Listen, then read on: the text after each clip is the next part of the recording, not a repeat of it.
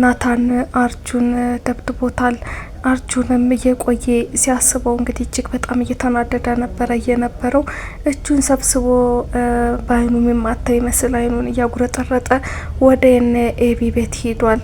እዛም ካንኳኳ በኋላ ሲከፍቱ ሁላቸውም ክው ብለው ነው የቀሩት። ዳጣ፣ ኤቢና ናታን ነበሩ እና በዚህ መካከል ዳጣ ነገሩን ለማብረድ እየሞከረች ነው የምትገኘው። አሁን ፈርመህ ባጠገቧ ላትደርስ ነው የወጣኸው።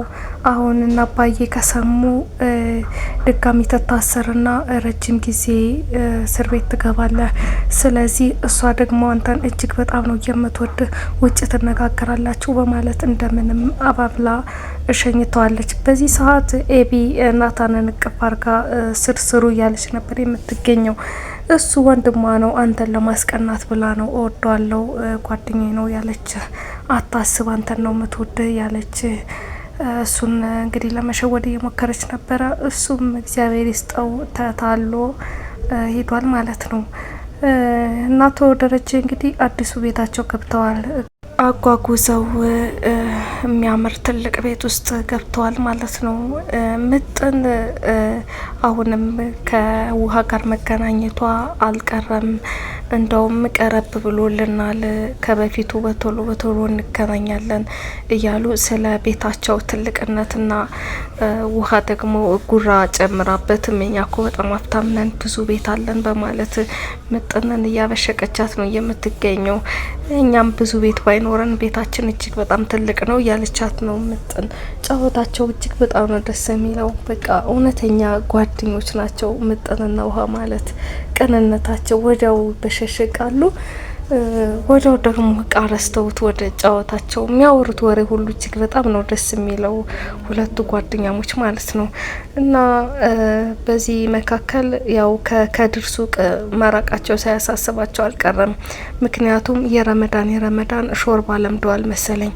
የከድር ሚስት ሾርባ ልትሰራልን ስንት ቀን ቀረው እያለች ነው የምትገኘው ውሃ እና አስልተው እንግዲህ ስጠይቀው 1 ወር ይቀረዋል ብሎ የነበረ እያለች ነው። ኤቢና ዳጣ አዲሱ ቤታቸውም ገብተው ጭቅጭቃቸው ሊቆም አልቻለም። ለሁላቸውም ክፍል ተሰጥቷቸው አልጋቸውን ካስተካከሉ ካነጣጠፉ በኋላ ሁላቸውም በየክፍላቸው አረፍ ብለዋል። ዳጣም እንግዲህ በሙሉ ሰውነቷ አልጋ ላይ ዘፍ ብላ እቃ ስታጓጉ ስለቆየ ስለደከማት እረፍ ብላ ነው የምትገኘው። ኤቢ ከክፍሏ ከሄደች በኋላ ክላሴ እንዴት አየሽው አያምርም ወይ ብላታለች። መጀመሪያ ላይ ብዙ ያሰበችው ነገር ስላልነበረ ኤቢ ቆንጆ ነው ብላ ነበረ። እየቆየች ግን ትንሽ ካሰበች በኋላ ይህ ክፍል ከናታን ጎን መሆኑን ታስታውሳለች። ሆን ብለሽ ነው አይደለ እዚህ የመጣሽው? ይሄ እንዴት ከናታን ጎን አንቺ ተተኛለሽ? በማለት ዳጣን ትናገራታለች። ዳጣ ደግሞ ሰላም ናት እዚህ ይሻልሻል ብላ የመረጠችልኝ ስትል፣ ሰላምማ አውቃ ነው፣ ተንኮል አስባ ነው።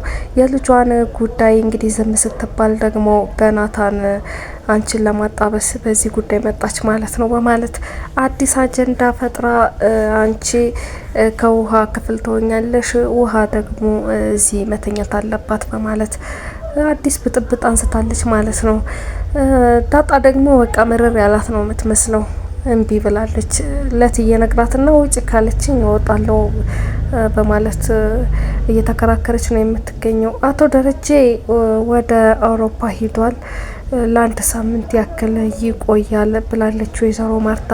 ኤቢ ይህን አጋጣሚ ለመጠቀም የፈለገች ትመስላለች። ምክንያቱም ለወይዘሮ ማርታ አባዬ ሳይመጣ ሰላምን ብናፋጥጣት እስከማን እንዳረገዘች እንዴት እንደሆነ እና አባዬ ሳይመጣ እናስጨንቃት እያለቻት ነው የምትገኝ። ወይዘሮ ማርታ ምን ጉድ ነሽ? ምን አገባሽ? ከማንስ ብታረግዝ እኛ አይመለከተንም። መደበቅ ከፈለገች ትደብቅ፣ መናገር ከፈለገችም ትናገራለች። እኛ ልናስጨንቃት አይገባም ብላ ሀሳቧን አልደገፈቻትም። እና ግን የኤቢን ጭንቅላት አለማድነቅ አይቻልም። በጥሩ ነገር ብትጠቀመው እጅግ በጣም ስማርት የሆነ ማይንድን ያላት ከናታን ጋር ሳሎን ቁጭ ብላ ናታንም አየ ዱባይ የሄደችው መቼ ነበር እያለች እየጠየቀችው ነበረ። እንግዲህ ወይዘሮ ማርታ ወደ ዱባይ የሄደችበትን ወቅትና የሰላምን እርግዝና ቆጥራ እኩል መሆኑን ስታረጋግጥ አንዳች ነገር ጭንቅላቷ ውስጥ ብልጭ ያለ ነው የመሰላት። እጅግ በጣም ስማርት ነው ማይንዷ፣ ያው ለክፉ ነገር መሆኑ ነው እንጂ ማለት ነው። እና የሰላምንም እርግዝና ስንት ወሯ ነው ብላ ትጠይቃለች። 7 ወር። እንግዲህ ወይዘሮ ማርታም ወደ ዱባይ የሄደችበት ወቅት ሲሰላ 7 ወር ነው።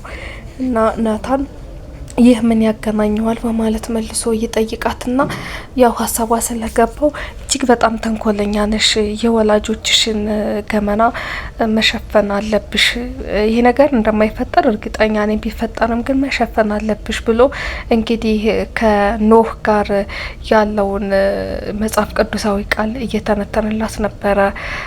ኖህ ሰክሮ ከወደቀ በኋላ ራቁቱን ሆኖ ሳለ ካም ልጁ ማለት ነው የኖህ ልጅ አይቶ ሲስቅበት ሌሎች 3 ወንድሞችን ማምጥቶ አባታችን እዩት ሲል ሌሎቹ አይናቸውን ከልለው ልብስን ታለበሱት እና ካምም እንደተረገመ ስለዚህ አንቺም ትረገም ያለሽ በማለት ከመጽሐፍ ቅዱስ እያጣቀሰ እየመከራት ነበረ።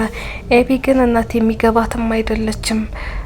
ያው አንዳንዴ ሰዎች ክፋትም ፈጥሮ ይሆናል መሰለኝ አንዴ ክፉ ከሆኑ ወደ ጥሩነት ለመመለስ እጅግ በጣም ነው የሚከብደው። ሰላምና ናታን ስለ ዳጣ ጉዳይ እየተወያዩ ነበረ።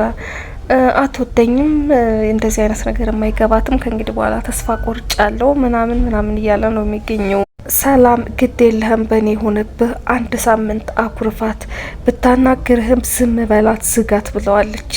እና እንዴት አርጌ እዘጋታለሁ? ሰው የምትዘጋ ልጅ አይደለችም። ብዘጋት ሲሁ ነገር ይሰራሉ፣ ውጤት ይኖረዋል ወይ እያለ ነው የሚገኘው ናታን። እንግዲህ ስለ ሴቶች ጸባይ ከኔ በላይ አንተ ታውቃለህ ወይ? እና እርግጠኛ ነኝ እጅግ በጣም ነው የምታፈቅርህ ያኔ እና አሁን ምንም ነገር ቢፈጠር እንዳታናግራት ብለዋለች። እንግዲህ ከኤቢ ጋር ሳሎን ቁጭ ብሎ እያወራ እያለ ዳጣ እንደ ድሮ መስሏት እየተጫወተች እያወራች ልታናግራቸው ስትሞክር ሁለታቸውም ዝግት አድርገዋታል። ዳጣም ግራ ተጋብታ አንተ ምን አባሆነ ነው የምዘጋኝ ስትለው ኤቢ እንግዲህ ጠበቃ የሆነች መስላ አባቱን የታውቂዋለሽ ብላ ትናገራታለች። እና ናታንም እውነቷን ነው አባቴን የታውቂዋለሽ በማለት ለኤቢ ተደርበው ዳጣን አገርጥተዋታል ማለት ነው። ይቅርታ ጭዌ ነው ብላ ተነስታ ወጥታለች። ወይዘሮ ማርታ ብቻዋን ሳሎን ተቀምጣ እያለ እንግዲህ ናታን የባልሽ ናፍቆት እንዴት አደረገሽ ምናምን እያለ ሊያዋራት እየሞከረ ነው የሚገኘው። ወደ ፖርቹጋል ነው የሄደው አቶ ደረጀና ስለ ፖርቹጋል ካነበበው አንዳንድ ነገር ለወይዘሮ ማርታ እየነገራት ነበረ። በአዲስ አመታቸው ጠዋት ተነስተው በባዶ ሆዳቸው ዘቢብ መብላት ሀብታም ያደርጋል ብለው እንደሚያምኑ እና ለኢትዮጵያም ያበረከቱትን በጎ ተግባር ድልድይ ምናምን እንደሰሩ እየነገራት ነበረ የሚገኘው። እሷም እኔ አላቀውም የመውጣት እድሉን አግኝቼ አላቅም፣ ደረጀ ግን ሁሌ ይመላለሳል ብላ እንግዲህ ስለሚነግራት ነገር ምንም እውቀት እንደሌላት እየነገረችው ያለ ዳጣ ድጋሚ መታለች ማለት ነው። አሁንም ሰላም ስትል ናታን አላናገራትም። እናም እንደገና ደብሯት ተነስታ ሄዳለች። ወይዘሮ ማርታይ ነገር ስላልገባት ለመጠየቅ ሞክራ ለምን ዘጋት ስትለውም ሀሳብ ላይ ሆኜ ነው ብሎ ለማስመሰል እየሞከረ ነው ማለት ነው። መኝታ ቤቷ ከገባች በኋላ ከውሃ ጋር ሆና እንግዲህ በጣም እየተብሰለሰለች ነው የምትገኘው። ምን ሆንሽ ስትላት ውሃም ያው ነገሩን እንግዲህ ለውሃ አብራርቶ መናገር እጅግ በጣም ከባድ ነውና ናታንን መወደድ ብርቅ ነው ወይ እንድትይልኝ ብላታለች። እና ልክ ስትወጣ ግን እየቀለድኩ ነው እንዳትናገሪ ብላት ነበረ። ወይዘሮ ማርታና ናታን ስለ ኤቢ እያወሩ ነው። ትንሽ ፍቅር አልያዘህም ወይ ከኤቢ? እሷም ተስተካከላለች ትበስላለች የሚል እንግዲህ ያው እናታዊ ፍቅሯን በልጇ ተስፋ እንደማትቆርጥ እየገለጸችለት ነው የምትገኘው። ኤቢ በዚህ ጊዜ ደስ እያላት ግድግዳ ስር ተለጠፋ ሁለታቸው የሚያወሩትን እያዳመጠች ነበረ። ውሃ ከዳጣ ተለይታ ወደ ሳሎን ከመጣች በኋላ ናታን ዳጣ ምን እንዳለች ልንገር ወይ ትላባለች ና እሱ ወይዘሮ ማርታ ስላለች አይ በቃ ይቅር ውሃ እንዳትነግረኝ እያለ ነበረ። ወይዘሮ ማርታ ደንግጣለች። ይህንን የሰማችው ኤቢ እየተንደረደረች ነበረ ከተደበቀችበት የመጣችው። ተናገሪ ውሃ ተናገሪ በማለት እንግዲህ እንድትናገር ገፋፋቻት። እሷም መወደድ ብርቅህ ነው ወይ ብላለች ብላ ፍርጥ አድርገዋለች። ወይዘሮ ማርታ በድንጋጤ ክው ብላ ነው የቀረችው። ናታን ሚይዘው የሚጨብጠው አቶ እንግዲህ በሀፍረት ኮምሽሽ ብሎ ነው የሚገኘው። ይህ ደግሞ ለኤቢ ደስታዋ ነው። ምክንያቱም በወይዘሮ ማርታ ፊት ነው እንደዚህ የተባለላት። እንኳንም እንደዚህ አይነት ነገር አግኝታ ትንሽ ነው የሚበቃት ዳጣን ከዛ ቤት ለማስወጣት። እንግዲህ እች መከረኛ ዳጣ ምን እንደሚበጃት በቀጣዩ ክፍል አብረን የምናይ ይሆናል። አብራችሁኝ ስለቆያችሁ እጅግ አድርጌ አመሰግናለሁ። ቻናሌን ላይክ፣ ሰብስክራይብ፣ ሼር በማድረግ እንድታበረታቱ በአክብሮት ጠይቃለሁ። ሰላም ቆዩልኝ።